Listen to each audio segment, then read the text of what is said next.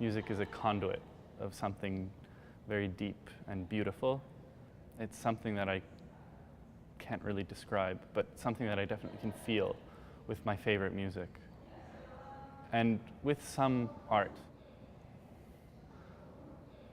My first thought when I set out to write the piece was that, what am I going to write about? What's the text going to be? When dealing with text, the piece is about something more specific than with purely instrumental music, at least in my mind. So the process was a lot of waiting. I waited for months before I figured out what the piece was going to be about. And when I realized that it was going to be about my mother, this realization came this past summer when I was in Estonia visiting my great aunt. And I took her to a concert, and she's 84 years old. And then we ended up talking for a very long time that night until 2:30 or 3 o'clock in the morning.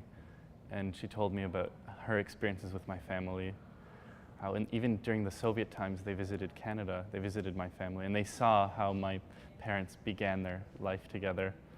And then so she knows us very well, and she has a very clear picture of what my family is. And she then said that her husband, who is my great uncle, had described my mother as an angel.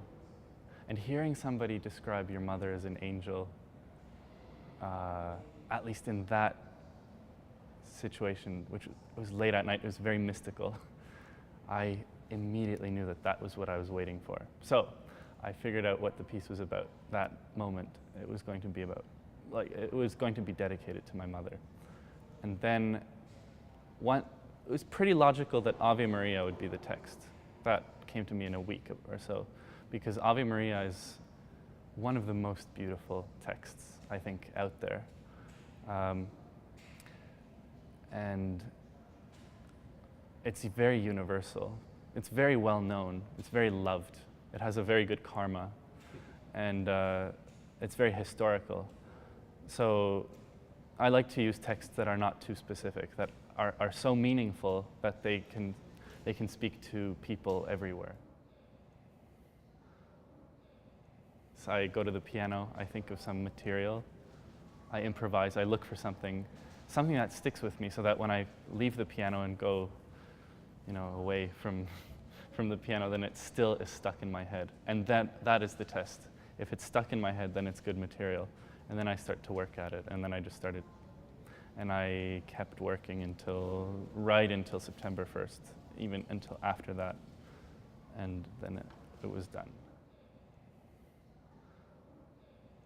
I actually think that my role as a composer is to get out of the way, not to put myself in front of the listener, not to act as as a pope who says that they bring this divine presence to other people, but actually to get out of the way and to make room and to create space. And so I think it can be done in the most simple ways, even just by repeating one note for a very long while. It can create a very magical atmosphere, much more than huge gestures and tons of notes and complex harmonies and rhythms. I personally just don't find that interesting.